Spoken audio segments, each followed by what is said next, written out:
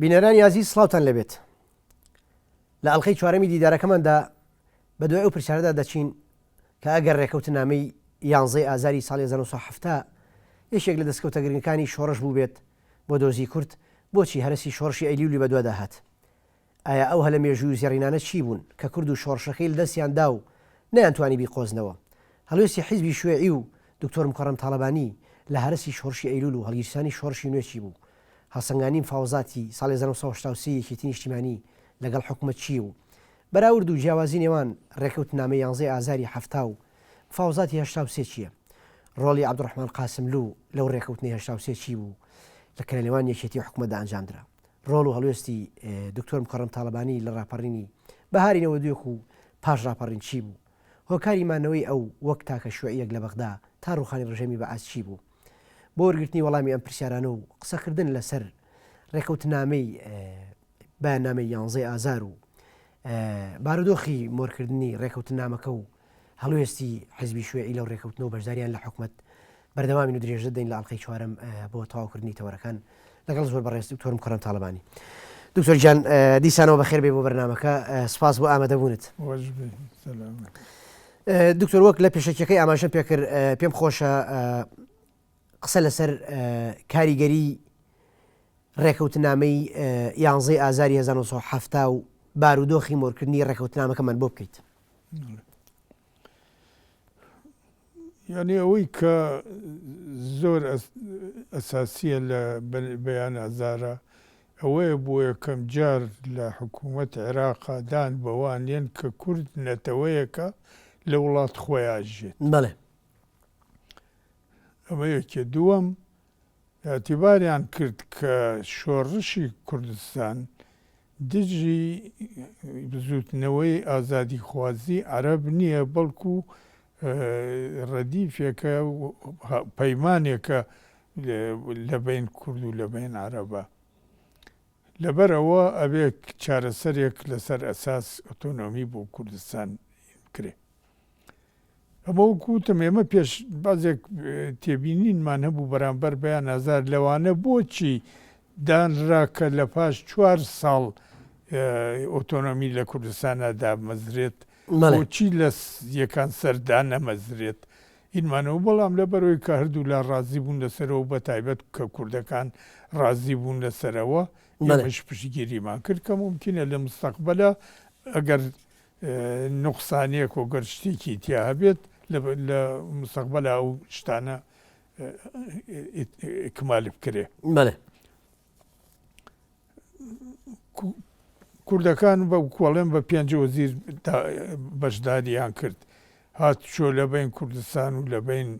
عێراقا کرایەوە بە شەکلێەوە. هێشتاوە لە ئۆتۆنۆمیدا نەمەزرا بوو، بەڵام عەمەلیان لە مەنتیقەی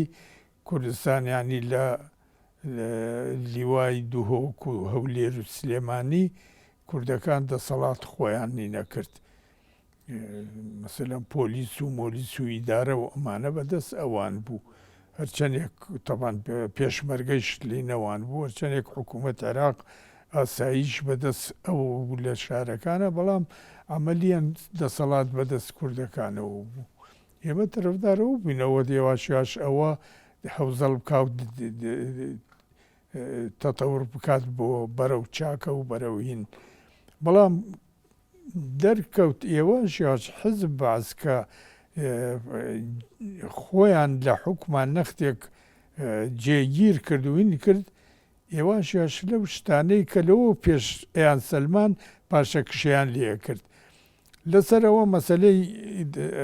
پەیوەندی لەگەڵ بارزانی و مەسەلەی حکومزاتی و ئەمانە چەند جارێک محاولەی کوشتن بارزانی کرا لەو ماوەیە لەلایەن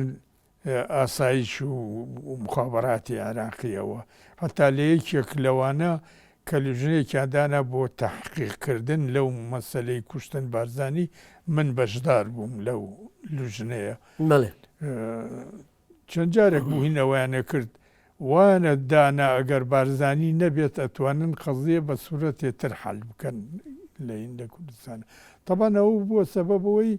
کە نەوعە خۆکێشانەوەیەک لە هەردوو لا بێت، بارزانیش کە ببینێت لەگەڵ دەوڵەتێکە یا لەگەڵ حزبێکە هاوکاریەکات کەچی لە پشتەوە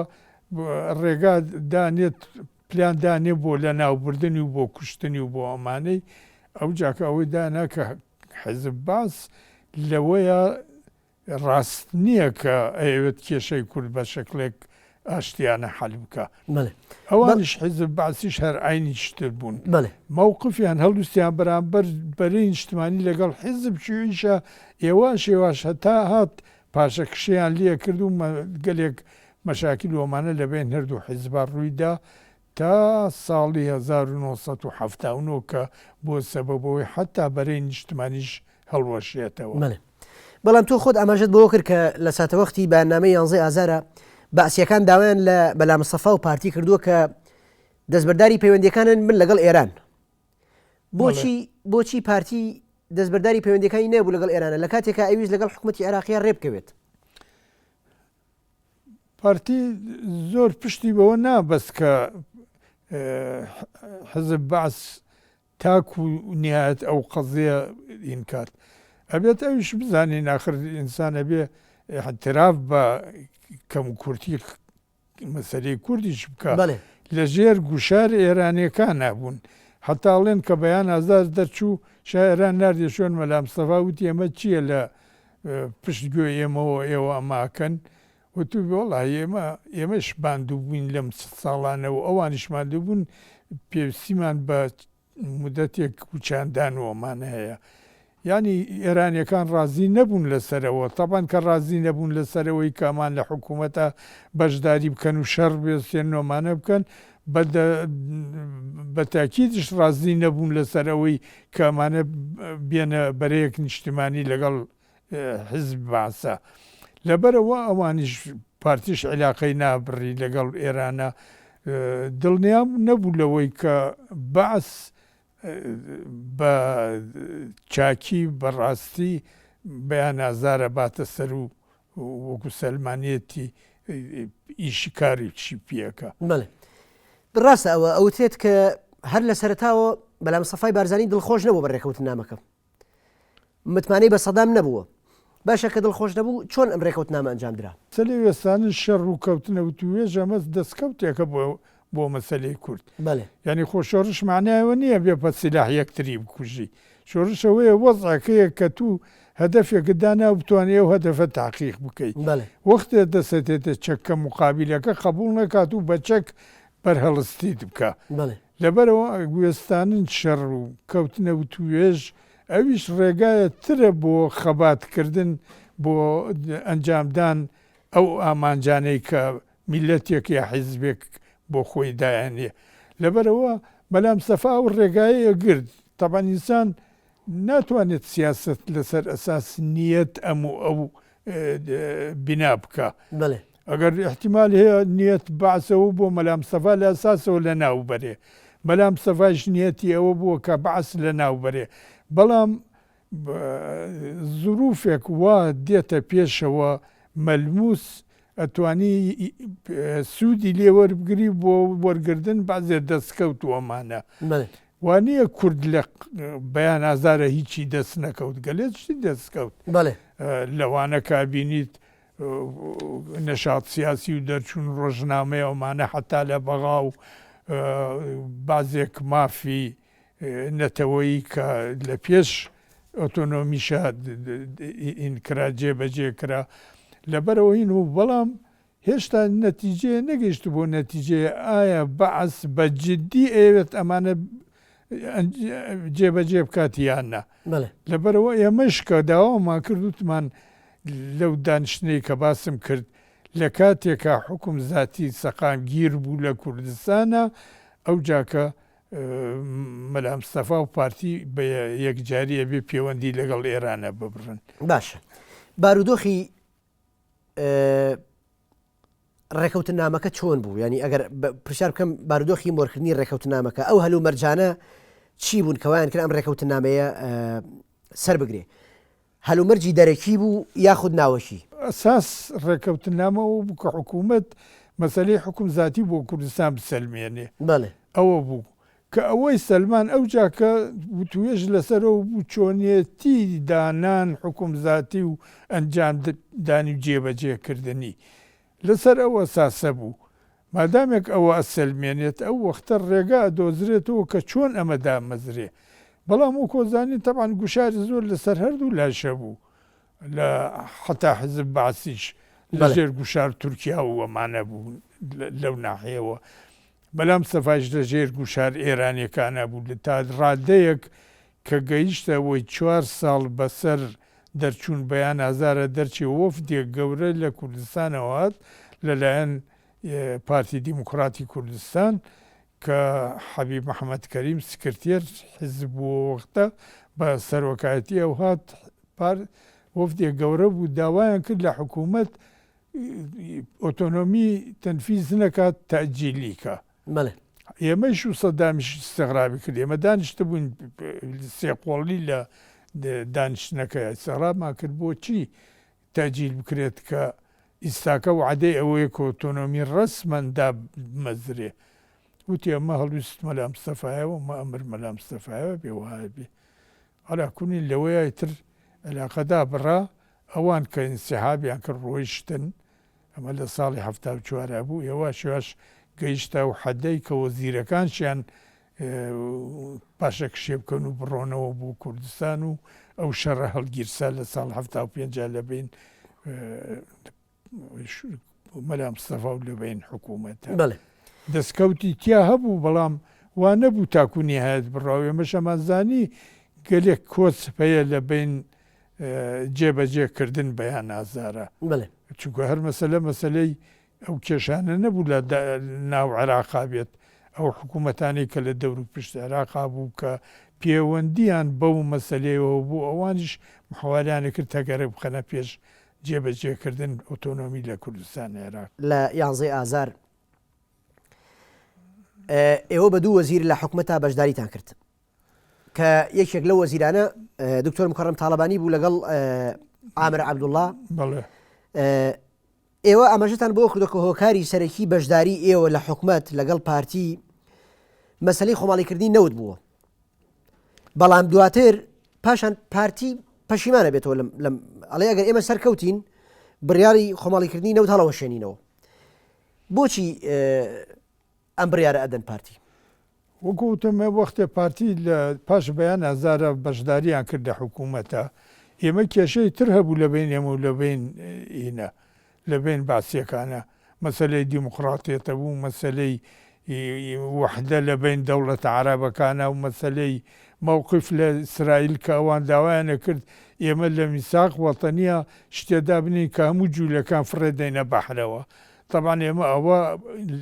جگە لەوەی کە شتێ نائینسان نییە ئێمە شتێک ممکنیش نییە عەمەلیەن ئێمە شتێ بخەینە میساق هاوکاری لە بین ئێمە و لە بین باسە کە شتێک ممکن نییە هینی بکەینە دای بکەین ئێمە لەسەرەوەین بوون بەڵام ئێواشیاش ئەو مەشاکلانە ریندا وەکو وتم پەشداریمان لە حکوومەت هێشتا بەرەی نیشتمانی لە بین حزب شیوعی و حزب باسان نەکرا بوو کە مەسەلەی تامیم نەوت هاتە پێشەوە و جەبهەیەک واسع لە دژ ئەو حکوومەتانەیە کە پشتگیری شەریکەی نەوتیان ڕگرت و بەشدار بوونتیایە ئەمە وای کرد کە عەمەلیەن حزب شیوعی ئەو شتانەی کە هێشتا ڕێک نەکەوتووە لەسەری لەگەڵ حزب باسابی خاتە لایەکەوە اشتراک بکات لە حکوومە عەمەلیەن خۆی لە وەکوڵێم خەندەقێکا بینی بەرامبەر ئەو دوژمنانەی کە شەڕیان بەرامبەر کرا لەبەرەوە بە دوو نوێنەر ئێمە اشتراکمان کرد لە حکوومەتە حتا بازێک لە پارتیەکان پرسیانەوە لەسەر چه ئەساسێکەوە بەشداریتان کرد لە حکوومەتە وتمان یەکێ لەو ئەساسە ئەوەیە کە ئێوە بەشداریتان کرد لە حکوومەتە ئێمە بگەلێک بازێک قەزایی تر هەیە لە بینمانە لە پاشەوەی کە اشتراکمان کرد ئێمە مستەمر بوون لە وتوێژ لە بین ئێمە و لە بین حزب باسە تا ساڵی 1970 یاڵا گەیشتینە ئەوەی کە میساقێک لە بین ئێمە و لە بین باسە اتفاقی لەسەر بکەین و لە ساڵ 1970 ئیمزا بکرێ لە بین ئێمە و لە بین حزب باسە بەڵێ کەواتە مەسەلەی خۆماڵیکردنی نەوتەکە چی بوو؟ مەسەلەی نەوتەکە تەبەن حکوومەت عێراق بازێک داوای هەبوو هەر لە زەمان عەبدولکەریم قاسمەوە شەریکەی نەوت دانی نانا بەو داوانەی عێراق کە شتێک زۆر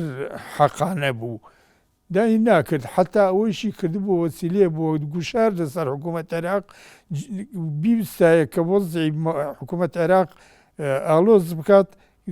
دەرکردن نەوتی کەمە کردەوە ئاواید نەوت کەمە بوو بۆ حکوومەت عێراق حکوومەت عێراقیش تقریبا لە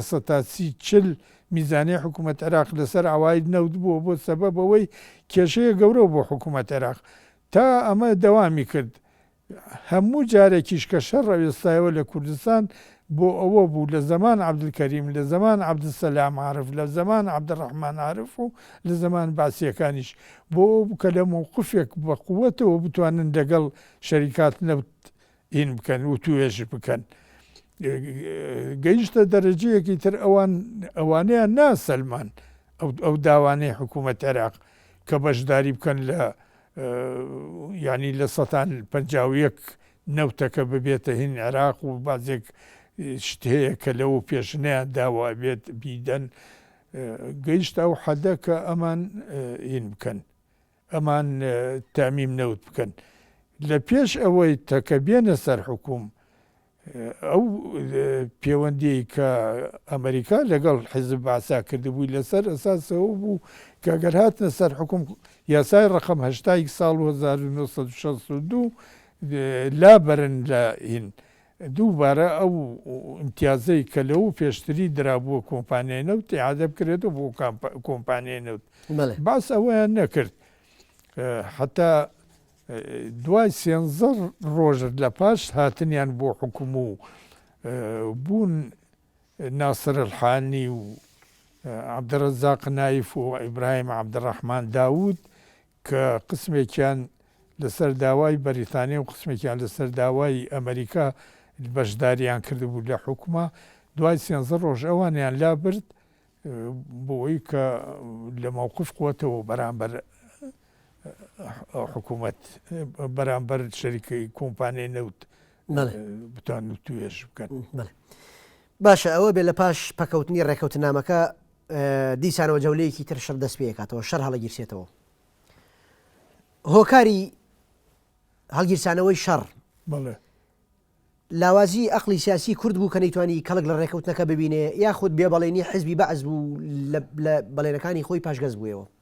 هۆکارەکەی چۆن وڵات تەمان هۆکاری وانە بوو تەنها مەسلەی دەسیسەی دەرەوە بێت دەسیسەی چای ئێران و ئەمریکا و ئەمانە بێت تەساوە نەبوو هەڵویست بەعس پاشەکشی لەو بەڵێنانەی کە دابیە کوردەکان ئەویش یەکێ بوو لە ئەساس ئەوەی کە ئەوی نەبدا وەکو وتم ێواش باسیش پاشەکشیە کرد لەو بەڵێنانەی کە دابێهین چەند جارە 3 جار محاولەی کوشتن بارزانی کرد ئەیەکێ کە بێت لە جەبهەیە بێت یاخود لە حکوومەتە ئەتیلافیا بێت لەگەڵ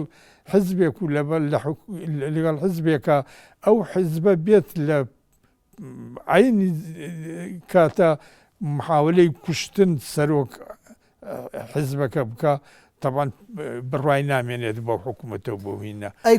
کورد خۆی چەند تاوانبار بوو چەند گوناهبار بوو لەو وینا هەر لەسەرەوە هەڵگیرسا کە گەیشتە دەرەجەیەک پەیوەندی لەگەڵ لەبین